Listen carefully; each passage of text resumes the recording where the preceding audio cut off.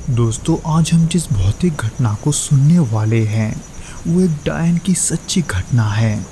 एक ऐसा डरावना घटना जिसमें डायन किसी को अपने वश में कर लेती है। तो चलिए बिना किसी देरी के इस डरावने घटना को हम चंदन जी के पॉइंट ऑफ व्यू से सुनते हैं, जिनके परिवार के साथ ये घटना वास्तव में घटा था।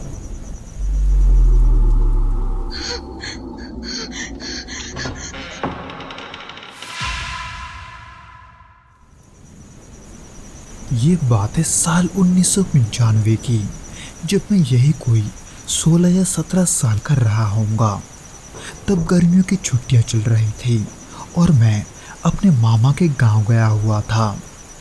मेरे मामा का गांव सियालदह स्टेशन से ज़्यादा कुछ दूर नहीं था और मेरे मामा का जो घर था उसके ठीक पीछे एक तालाब था, जिसके ठीक ही बगल में एक ताड़ का पुराना पेड़।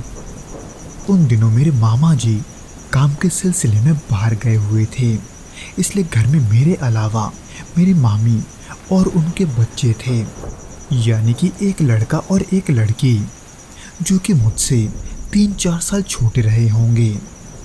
उसी बीच एक शाम हम सभी घर के पीछे वाले आंगन में बैठे हुए थे, लेकिन तभी अचानक हमें एक अजीब सी हलचल महसूस हुई। पास में जो ताड़ का पेड़ था वहाँ से कुछ खड़खड़ाने की आवाज़ आ रही थी, एकदम ऐसे जैसे कुछ सूखे पत्तों पर चल रहा हो। मामी ने उस आवाज़ को सुनते ही हमें बिना कुछ कहे घर के अंदर जाने को कहा, पर क्यों इसका कारण तो मुझे नहीं पता था। लेकिन उस दिन उनके चेहरे पर मैंने एक अजीब सा डर देखा, जैसे कि उन्हें पता था कि वहाँ क्या हो रहा है। अगली बार जब ऐसा कुछ हुआ तब रात के तकरीबन 2 बज रहे थे। वैसे तो इससे पहले मैं सो रहा था, लेकिन किसी के बुलाने की वजह से मैं तब तक जाग चुका था। मुझे ऐसा लग रहा था जैसे किसी ने मुझे खिड़की के पास से पुकारा है। पहले तो मैंने उस पर ध्यान नहीं दिया, लेकिन फिर वही आवाज़ मुझे फिर से सुनाई दी, इसलिए मैंने उठकर खिड़की से बाहर झांकना शुरू किया।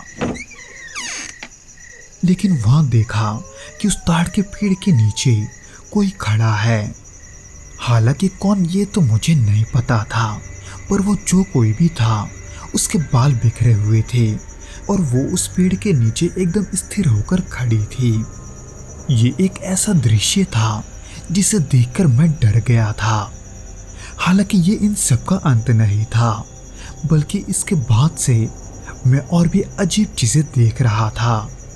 न जाने क्यों मेरी मामी धीरे धीरे बदलने लगी, यानी कि उनका स्वभाव बदलने लगा था और वो हमसे उतना बात नहीं कर रही थी जितना कि वो करती थी, और ना ही वो हमारे साथ वैसा बर्ताव कर रही थी जैसे वो हमारे साथ किया करती थी। उन्हीं सभी के बीच एक दिन रसोई में मैंने देखा कि वो बैठकर एक पुरानी किताब पढ़ रही है। हालांकि उनकी उंगलियां तो किताब के पन्ने पलट रही थी, लेकिन उनकी आंखें वो कहीं और थी, जो कि धीरे धीरे कुछ बुदबुदाते हुए यहाँ वहाँ देख रही थी। इसके बाद से उनको अक्सर मैं अकेले ही कुछ बड़बड़ाते हुए सुनता था। वैसे तो उनके होंठ तो हिलते थे, लेकिन उनकी आवाज़ इतनी धीमी होती थी कि मैं समझ नहीं पाता था कि वो क्या बोल रही है। वैसे तो ये सब हर बार नहीं होता था, लेकिन ये सब जब भी होता था उनके बाल बिखरे होते थे और उनका चेहरा भी हल्का सा पीला पड़ा होता था। और इसी दौरान उनके बर्ताव को देखकर मुझे अजीब सा घबराहट होने लगा। इसलिए जब मेरे मामा कुछ दिनों के बाद घर लौटे तब मैंने उन्हें इन सब के बारे में बता दिया, लेकिन उन्होंने तब तक मेरे बात को नहीं माना जब तक कि उन्होंने ये सब खुद अपनी आंखों से नहीं देखा। मामा के कमरे के दरवाजे पर कई जगह खरोंचों के निशान थे, जो कि दिखने में तो ऐसा लग रहा था कि किसी ने नाखून से उन दीवारों को बड़ी बुरी तरीके से खरोंचा हो। लेकिन मामी के हाथों को देखने पर ऐसा नहीं लग रहा था कि ये उन्होंने ही किया है, जो कि बहुत ही अजीब था। यहाँ तक कि जब हम सभी सो जाते थे तब अक्सर मामा जी चाची को नींद में चलते हुए पाते थे। और जब भी ऐसा होता था तब मामी अपने होश में नहीं होती थी। कभी कभी तो वो अचानक ही बेवजह हंस पड़ती थी और ऐसा लगता था कि वो अकेले में किसी से बात कर रही है। और इसी से ही मुझे सबसे ज्यादा डर लगता था, क्योंकि एक दिन जब मामी अकेले में बात कर रही थी तब मैंने घबराते हुए उनसे ये पूछा था कि वो किससे बात कर रही है। हालांकि उन्होंने मुझे कोई जवाब तो नहीं दिया, लेकिन वो जिस तरह से मुझे घूरने लगी थी उसे देखकर ऐसा लग रहा था कि वो मुझे नहीं जानती। वो भले ही दिखने में मेरी मामी थी, लेकिन उनकी शख्सियत वो किसी और की थी, जिसके वजह से वो कई बार नॉर्मल रहती तो कभी वो बेवजह ही गुस्से में आ जाती। और इन्हीं सभी चीज़ों को देखकर अक्सर उनके बच्चे भी घबरा जाते थे। इसलिए एक दिन इन सबसे परेशान होकर मामा ने घर पर किसी ओझा को बुलवाया, जिन्होंने मामी को देखने के बाद पूरे घर का भ्रमण किया। हालांकि उन्हें घर पर तो कुछ नहीं मिला, लेकिन जैसे ही वो उस ताड़ के पेड़ के पास पहुंचे वैसे ही उनके चेहरे को देखकर मैं ये कह सकता था कि उन्हें कुछ महसूस हुआ है, क्योंकि वो ओझा अचानक से गंभीर हो गया था। उस ओझा ने वहां पर कुछ देर बिताने के बाद ये बताया कि उस पेड़ पर किसी डायन का वास है और शायद वही डायन मेरी मामी को अपने वश में कर रही है। हालांकि उस रात उस ओझा ने कुछ उपाय नहीं किए, लेकिन इसके बावजूद भी मामी की हालत बिगड़ती जा रही थी। कुछ ही दिनों में उनका शरीर ऐसा हो चुका था कि उन्होंने कई दिनों से कुछ ना खाया हो।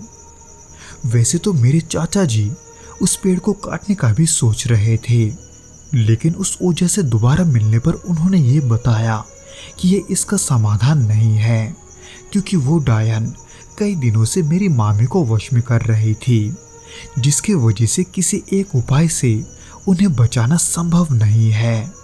इसलिए मामा के कहने पर उस ओझा ने मामी पर कई सारे उपाय किए। हालांकि उस उपाय के बाद सब कुछ ठीक तो हो जाता था, लेकिन सिर्फ कुछ दिनों के लिए, जिसके बाद फिर से मामी के ऊपर वो डायन हावी हो जाती थी। पर कई महीनों तक उस उपाय को करने के बाद ये सब धीरे धीरे कम हो गया, लेकिन बदकिस्मती से ये खत्म नहीं हुआ। यानी कि आज भी कई बार ऐसा होता है जब मामी अपना होश खो देती है। हालांकि वो वैसा बर्ताव तो नहीं करती जैसा वो पहले करती थी, लेकिन फिर भी उनको अपना होश खोता देखकर उनके परिवार में आज भी लोग घबरा जाते हैं।